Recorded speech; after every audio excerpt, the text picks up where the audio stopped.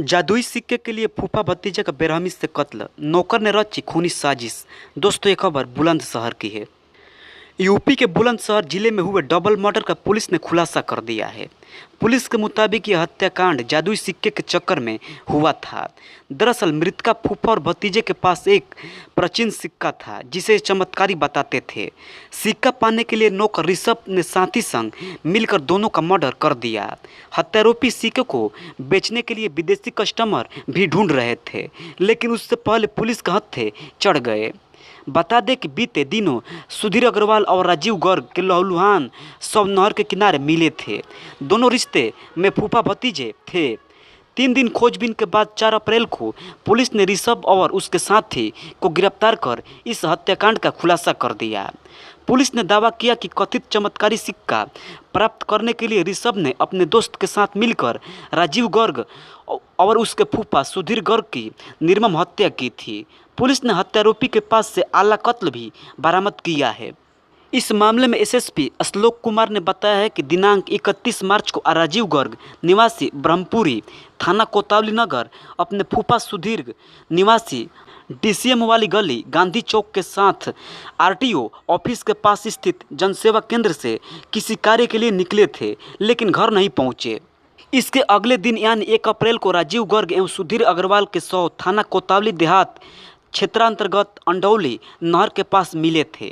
घटना के संबंध में मृतका के परिजन संजीव गर्ग की तहरीर पर मुकदमा दर्ज कर विवेचना शुरू की गई थी। तकनीक, साक्ष्य एवं 200 सीसीटीवी कैमरों की सहायता से ऋषभ एवं उसके दोस्त तनु का नाम प्रकाश में आया, जिनको स्वाट टीम एवं थाना कोतवाली देहात पुलिस टीम के द्वारा गिरफ्तार किया गया।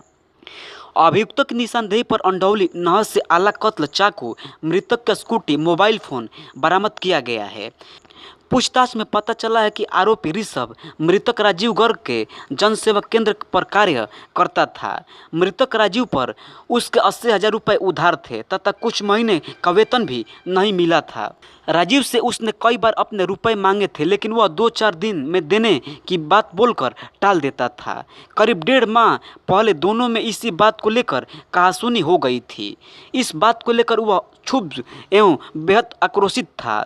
साथ ही ऋषभ को पता चला कि राजीव के पास एक चमत्कारी सिक्का है, जिसके बारे में उसने राजीव से ही सुन रखा था। इस सिक्के को पाने के लिए और राजीव के व्यवहार से तंग आकर ऋषभ ने खौफनाक कदम उठाया। पुलिस की माने तो हत्यारोपी को अंधविश्वास था कि इस सिक्के की सहायता से मौसम को बदला जा सकता है तथा वर्षा भी कराई जा सकती है। इतना ही नहीं, मन चाहे इच्छा पूरी की जा सकती है। इसी लालच में आकर ऋषभ द्वारा अपने दोस्त तनु को साथ मिलाकर राजीव को मारने की योजना बनाई गई। एसपी ने आगे बताया कि दिनांक 31 मार्च को राजीव अपने जनसेवा केंद्र पर नहीं आया था, तो ऋषभ ने अंडौली तिराहे पर स्थित एक चाय वाले के मोबाइल से फ़ोन करके उसे जनसेवा केंद्र पर बुलाया था। जब राजीव स्कूटी से कुछ कागजात लेकर जाने लगा तो ऋषभ भी स्कूटी पर यह कहकर बैठ गया कि उसे भी रास्ते में कुछ काम है। योजना के अनुसार ऋषभ राजीव को अंडौली नहर पर ले गया, जहां रास्ते में नहर पर पहले से ही मौजूद अपने दोस्त तनु को भी स्कूटी पर बैठा लिया तथा कुछ दूरी पर जाकर दोनों ने राजीव पर पीछे से चाकू से वार कर दिया, जिससे स्कूटी अनियंत्रित होकर गिर गई। तभी उन्होंने राजीव का गला रेत कर हत्या कर दी। उसके बाद ऋषभ मृतक की स्कूटी लेकर दुकान पर गया और राजीव के फूफा सुधीर अग्रवाल को राजीव का एक्सीडेंट होने की बात बताकर अपने साथ ले गया तथा उनकी भी हत्या कर दी। अभियुक्त ऋषभ के द्वारा मृतक राजीव के एटीएम से 50,000 रुपये निकाले गए तथा हत्या के बाद आला कत्ल चाकू, स्कूटी और फोन को नहर में फेंक दिया गया, जिनको बरामद कर लिया गया है।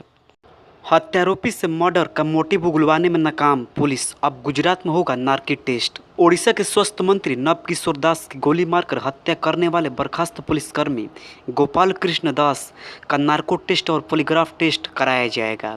इस बात की पुष्टि जांच अधिकारियों ने कर दी है। आरोपी का नार्को टेस्ट और पॉलीग्राफ टेस्ट गुजरात में कराया जाएगा। इसी के साथ सरझुगुड़ा जिले की एक अदालत ने बुधवार को आरोपी गोपाल दास की पुलिस रिमांड 13 फरवरी तक बढ़ा दी है। आरोपी गोपाल कृष्ण दास के वकील हरिशंकर अग्रवाल ने बताया कि झारसुगुड़ा में न्यायिक मजिस्ट्रेट प्रथम श्रेणी की अदालत ने मामले की जांच कर रही अपराध शाखा यानी सीबी को बर्खास्त कर पुलिसकर्मी का नार्को एनालिसिस और पॉलीग्राफ टेस्ट कराने की इजाज़त दे दी है।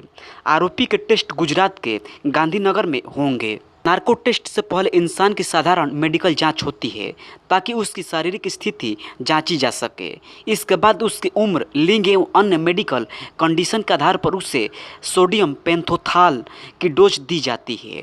डोज ज़्यादा होने पर बुरी स्थिति बन सकती है, इसलिए यह टेस्ट एक्सपर्ट की निगरानी में होता है। नार्को टेस्ट जरूरी नहीं है कि 100% सही ही हो, क्योंकि नशे की हालत में इंसान कई बार उल्टे सीधे जवाब भी देता है, कई बार कहानियाँ गढ़ने लगता है। इस हालात में अगर सवाल पूछने वाला सही तरीके से सवाल पूछे तो मरीज सही जवाब भी दे सकता है, क्योंकि यह सवाल पूछने का सॉफ्ट तरीका है। कुछ लोग इसे थर्ड डिग्री का नरम तरीका भी कहते हैं। इस टेस्ट के दौरान साइकोलॉजिस्ट को बिठाया जाता है। कोशिश होती है कि सवाल वहीं पूछे ताकि सही जवाब मिल सके। साइकोलॉजिस्ट के साथ जांच अधिकारी या फोरेंसिक एक्सपर्ट भी बैठते हैं। पॉलीग्राफ टेस्ट के दौरान मशीन के 4 या 6 पॉइंट को इंसान की सीने उंगलियां से जोड़ दिया जाता है। फिर उससे पहले कुछ सामान्य सवाल पूछे जाते हैं। इसके बाद उससे अपराध से संबंधित सवाल पूछे जाते हैं। इस दौरान मशीन के स्क्रीन पर इंसान की हार्ट रेट, ब्लड प्रेशर, नाड़ी आदि पर नज़र रखी जाती है। टेस्ट से पहले भी इंसान का मेडिकल टेस्ट किया जाता है, तब उसके सामान्य हार्ट रेट, ब्लड प्रेशर, नाड़ी दर आदि को नोट कर लिया जाता है। जब टेस्ट शुरू होता है, सवाल पूछे जाने लगते हैं, तब जवाब देने वाला अगर झूठ बोलता है, उस समय उसका हार्ट रेट, ब्लड प्रेशर, नाड़ी दर घटता या बढ़ता है। माथे पर या हथेलियों पर पसीना आने लगता है।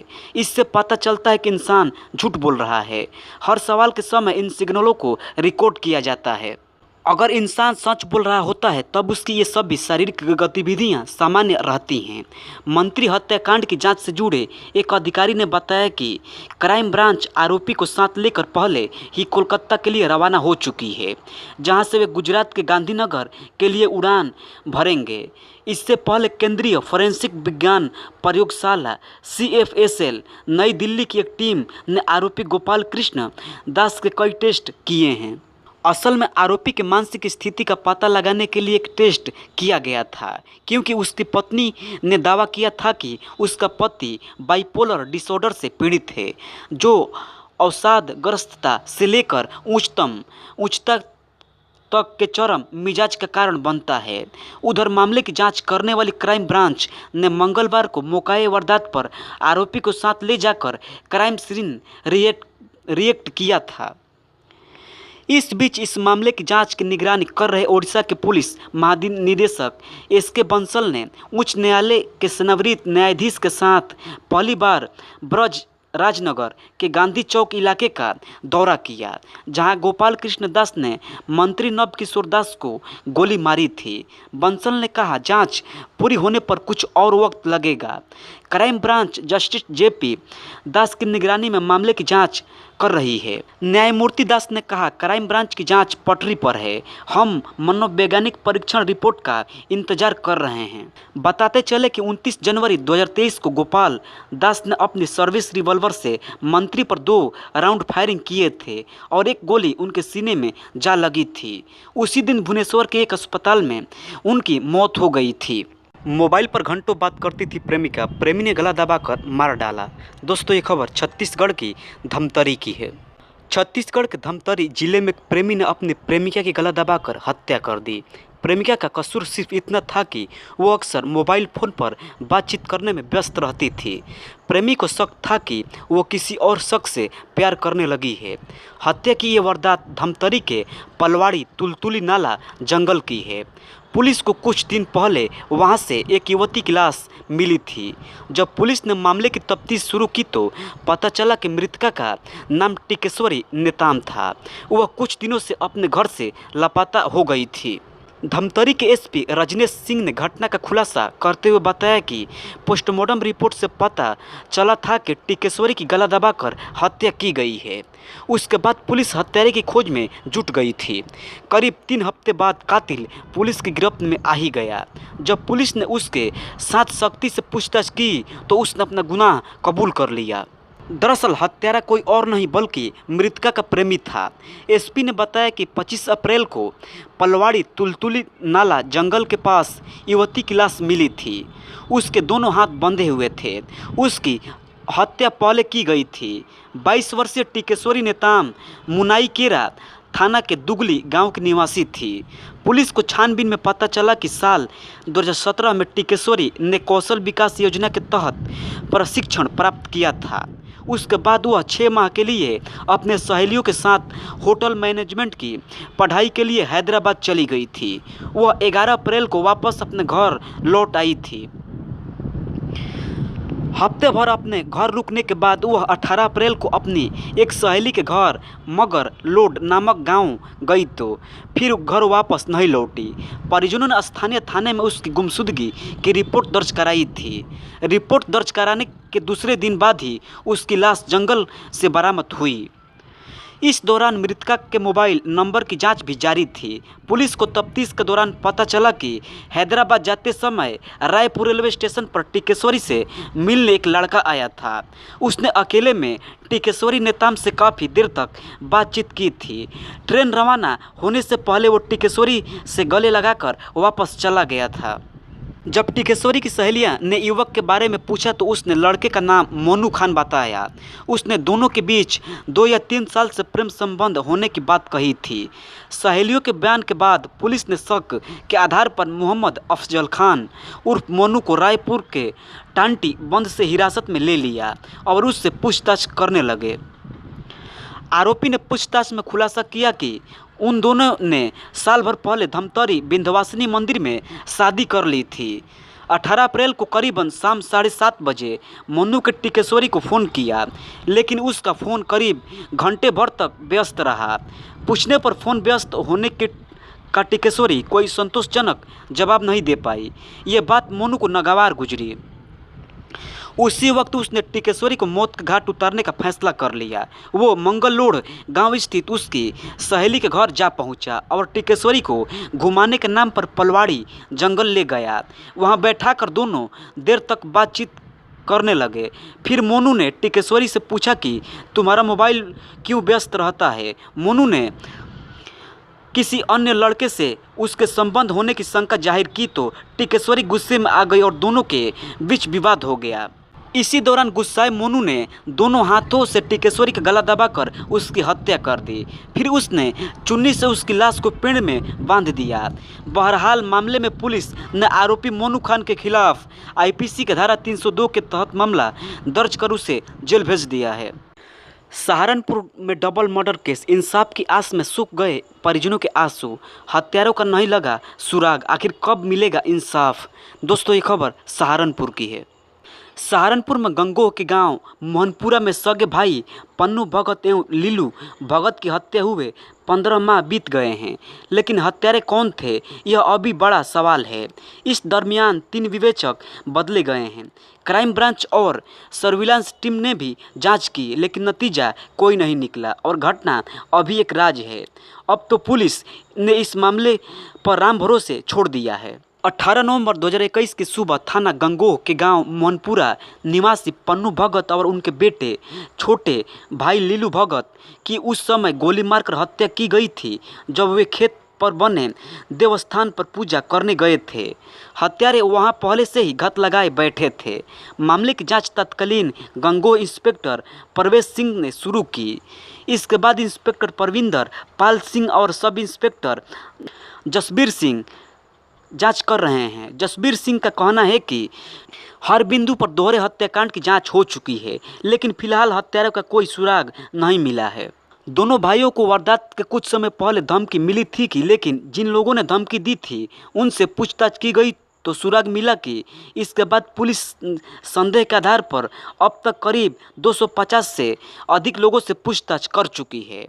वारदात के समय क्षेत्र में सक्रिय रहे मोबाइल फ़ोन नंबर भी खंगाले गए। कुछ मोबाइल फ़ोन और सर्विलांस पर भी लिया गया। पुलिस ने मृतकों के मोबाइल फ़ोन की डिटेल्स खंगाली, लेकिन कुछ ऐसा कोई सुराग नहीं मिला जो हत्यारों तक पहुंचने में मददगार साबित होता। दोनों भाई ज्योतिष का काम करते थे। शुरू में पुलिस को शक था कि हत्या के पीछे तंत्र मंत्र की वजह हो सकता है। इस बिंदु पर भी जांच किसी नतीजे पर नहीं पहुंच पाई है। इसके बाद प्रेम प्रसंग, चुनावी रंजिश, लेन देन का विवाद आदि बिंदुओं पर भी जांच की गई। फोरेंसिक टीम ने नमूने लिए थे, लेकिन इससे भी कोई सफलता हाथ नहीं लगी है। गंगोह पुलिस के साथ क्राइम ब्रांच की टीम को भी इस वारदात के खुलासे के लिए लगाया गया है। क्राइम ब्रांच में क्षेत्र में सक्रिय अपराधियों से कई बार पूछताछ की गई। पन्नू भगत और लीलू भगत के भतीजे आशीष का कहना है कि परिवार को इंसाफ चाहिए और हत्यारोपी को कड़ी सजा मिलनी चाहिए। परिवार को किसी पर शक नहीं है। पन्नू भगत के दोनों लड़के और दोनों पुत्रियां हैं जो अपनी मां मोहिनी के साथ वर्तमान में बड़ौत में रहते हैं। लीलू भगत का पत्नी रीना मोहनपुरा में रहती हैं। लीलू भगत के एक छोटी पुत्री और एक पुत्र हैं। दोहरे हत्याकांड पर हर पहलू से जांच हो चुकी है, लेकिन अभी कोई सफलता नहीं मिली है। पुलिस टीमें लगी हैं। पुलिस खुलासे के लिए लगातार प्रयास कर रही हैं। बीच बाजार में महिला के हाथ पैर और कान काटकर हत्या, वारदात से दहला भागलपुर। दोस्तों, ये खबर बिहार के भागलपुर की है। बिहार के भागलपुर में दिल दहला देने वाला मामला सामने आया है। यहाँ एक महिला के बीच बाजार में धारदार हथियार से काटकर हत्या कर दी गई। बीच बाजार हुई घटना के इलाके में दहशत फैली हुई है। सूचना के बाद पहुंची पुलिस ने शव को कब्जे में लिया। पुलिस मामले की जांच कर रही है। जानकारी के अनुसार महिला पिरपौंती बाजार गई थी। इस दौरान सिंधिया पुल के पास शनिवार को बाजार के मोहम्मद शकील नाम के आरोपी ने धारदार हथियार से महिला पर हमला कर दिया। शकील धारदार हथियार को गमछे में छिपाए हुए था। उसने ताबड़तोड़ प्रहार कर महिला के ब्रेस्ट, हाथ, पैर और कान काट डाले। जब तक लोग कुछ समझ पाते तब तक वह महिला को छत बिछत कर वहां से हथियार लहराता हुआ भाग निकला। बाजार में लोगों ने उसे पहचान लिया और घटना की जानकारी महिला के पति छोटी दिलोरी निवासी अशोक यादव को दी। लोगों ने इस घटना की सूचना पिरपौंती थाना अध्यक्ष राजकुमार प्रसाद को दी। सूचना पर पहुंचे थाना अध्यक्ष रामकुमार प्रसाद ने घटनास्थल का जायजा लिया। पुलिस ने शव को कब्जे में लेकर जांच शुरू कर दी। थाना अध्यक्ष ने लोगों से शांति सद्भाव बनाए रखने की अपील की। उन्होंने कहा कि महिला ने घायल अवस्था में हमलावर का नाम बताया है, जिसकी रिकॉर्डिंग आसपास के कई लोग के पास उपलब्ध है। घटना के बाद पुलिस ने 5 लोगों को पूछताछ के लिए हिरासत में लिया है। मुख्य आरोपी शकील अभी फरार है। घटना के बाद खून से तरबतर महिला की मदद के लिए चीखती रही। जब तक लोग पहुंचते तब तक वह बेहोश हो चुकी थी। उसे रेफर अस्पताल पहुंचाया गया। वहां गंभीर स्थिति को देखते हुए उसे जवाहरलाल नेहरू चिकित्सालय महाविद्यालय मायागंज रेफर कर दिया गया, जहां इलाज के दौरान उसकी मौत हो गई। महिला के हाथ पर ब्रेस्ट और दोनों कान कटे हुए थे। घटना के बाद महिला ने हमलावर का नाम भी बताया, जिसकी रिकॉर्डिंग आसपास के लोगों ने कर ली। बाजार के रहने वाले मोहम्मद शकील की चप्पल और गमछा पुलिस ने घटनास्थल से बरामद किया है। गांव वालों के बीच तरह तरह की चर्चाएं हो रही हैं। वहीं हत्यारोपी की गिरफ्तारी के लिए पुलिस छानबीन में जुटी हुई है। मृतक के पति अशोक यादव ने कहा कि मेरी पत्नी नीलम देवी शनिवार की देर रात बाजार गई थी। उसी दौरान यह वारदात हो गई। हम लोगों की शकील से पहले कोई दुश्मनी नहीं थी, लेकिन इस तरह का हादसा होना मेरे समझ से परे है। मृतक महिला के पति अशोक यादव ने कहा कि मेरी पत्नी प्रत्येक दिन ऑटो से घर आती थी, लेकिन शनिवार की देर रात शाम वो पैदल आ रही थी।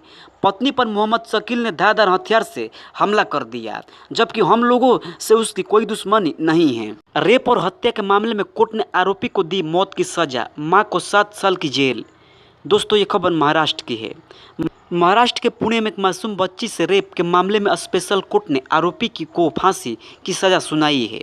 पुणे की विशेष अदालत ने शुक्रवार को 28 साल के आरोपी के खिलाफ सजा का ऐलान किया है। साल 2022 में 7 साल की एक बच्ची से रेप और हत्या की ये वारदात हुई थी। इस मामले की सुनवाई करने वाले विशेष पॉक्सो कोर्ट ने के एडिशनल जज बीपी सागर ने मामले में सबूत नष्ट करने के लिए दोषी की 48 साल की मां को भी 7 साल के कठोर कारावास की सजा सुनाई है। मौत की सजा सुनाते हुए अदालत ने कहा कि मामला दुर्लभ श्रेणी में आता है और दोषी इस जघन्य अपराध के लिए किसी भी तरह की नरमी का हकदार नहीं है। 2 अगस्त 2022 को पुणे जिले की मावल तहसील के एक गांव में नाबालिग बच्ची का उसके घर के आंगन से अपहरण कर लिया गया था। पुलिस का अनुसार अगले दिन रेप के बाद उसका शव पाया गया था। बच्ची के गले पर चोट के निशान मिले थे। जांच के दौरान तेजस दलवी का नाम सामने आया था। अधिकारी ने बताया कि आगे की जांच में पता चला है कि उसने लड़की का अपहरण कर लिया था और उसे अपने घर ले गया था। वहां उसने पहले बच्ची के साथ रेप किया और फिर उसके बाद उसका गला काटकर हत्या कर दी। पुलिस ने कहा कि इसके बाद उस व्यक्ति ने लड़की के शव को अपने घर के पीछे एक पेड़ के नीचे गड्ढे में फेंक दिया और आरोपी की मां ने अपराध के सबूत नष्ट करने में बेटे की मदद की। पुलिस ने दोनों आरोपियों को गिरफ्तार कर लिया और उन पर आईपीसी और पॉक्सो एक्ट के तहत केस दर्ज कर लिया गया है। जज क्षीरसागर ने मां बेटे को अलग अलग आरोपों में दोषी ठहराया। कोर्ट ने दलवी को मौत की सज़ा सुनाई, लेकिन उसकी मां को 7 साल की सज़ा सुनाई गई है। महिला पर 484 बार चाकू से किया वार, दोस्त ही बनी कातिल। दोस्तों, ये खबर अमेरिका की है। अप्रैल में अमेरिका में हुई हत्या की एक घटना को लेकर खुलासा हुआ है कि पीड़ित महिला पर 484 बार चाकू से हमला किया गया था। महिला के पैर, पेट, गर्दन और सिर पर वार किए गए थे। इस मामले में 2 लोगों को आरोपी बनाया गया है। पुलिस की एविडेंस के मुताबिक जब महिला के घर उनका एक करीबी पहुंचा तो उन्हें लाश कंबल में लिपटी मिली थी। मामला अमेरिका के मैन राज्य का है। पुलिस जासूस लॉरेंस एंडरसन के एविडेंस ने बताया कि 43 साल की क्रिमियली नेपच्यून की हत्या अप्रैल महीने में की गई थी। घटना के एक हफ्ते बाद ही इस मामले में 39 साल के डोनेल डे डाना और 48 साल के कैली के ब्रैकेट को गिरफ्तार कर लिया गया है। उन दोनों पर नेपच्यून की हत्या का मुकदमा चलाया जा रहा है। पुलिस अफिडेविट के मुताबिक मर्डर की रात ब्रैकेट और डाना नेपच्यून के अपार्टमेंट में गए थे। उन दोनों ने नेपच्यून को लूटने का प्लान बनाया था। एक गवाह ने पुलिस को बताया कि नेपच्यून की हत्या के एक दिन पहले ब्रैकेट ने उन्हें बताया कि यह एक ड्रग रॉबरी होने वाला था। ब्रैकेट ने गवाह को बताया था कि उसने अपनी दोस्त नेपच्यून को एक नाइट टुगेदर अरेंज करने के लिए कहा था। वे दोनों नेपच्यून के अपार्टमेंट में ही मिलने वाले थे, लेकिन ब्रैकेट वहां अपने एक पुरुष दोस्त डाना के साथ पहुंच गई। नेपच्यून ने इस पर आपत्ति जताई। पुलिस ने बताया कि इसके बाद डाना ने नेपच्यून पर हमला किया। आरोप है कि जब डाना और नेपच्यून लड़ रहे थे, इसी दौरान ब्रैकेट ने गहने, पैसे और दूसरी कीमती चीज़ें चुरा ली। गवाह ने पुलिस को बताया कि ब्रैकेट ने उन्हें बताया कि नेपच्यून ने डाना को एक अच्छी फाइट दी थी। गवाह के मुताबिक ब्रैकेट ने भी नेपच्यून पर चाकू से हमला किया था। रात के करीब 8 बजे नेपच्यून के घर जब उनका भाई पहुंचा तो उन्होंने बेडरूम के फर्श पर नेपच्यून की डेड बॉडी देखी। शव कंबल में लेपटा हुआ था। स्टेट मेडिकल एग्जामिनर द्वारा हुए शव के परीक्षण के मुताबिक नेपच्यून के पैर, पेट, गर्दन, सिर पर 484 बार छुरा घोंपा गया था। इस मामले में ब्रैकेट और डाना की गिरफ्तारी मई महीने में हुई है। अब भी वे दोनों बिना बेल के वाशिंगटन काउंटी के जेल में बंद हैं।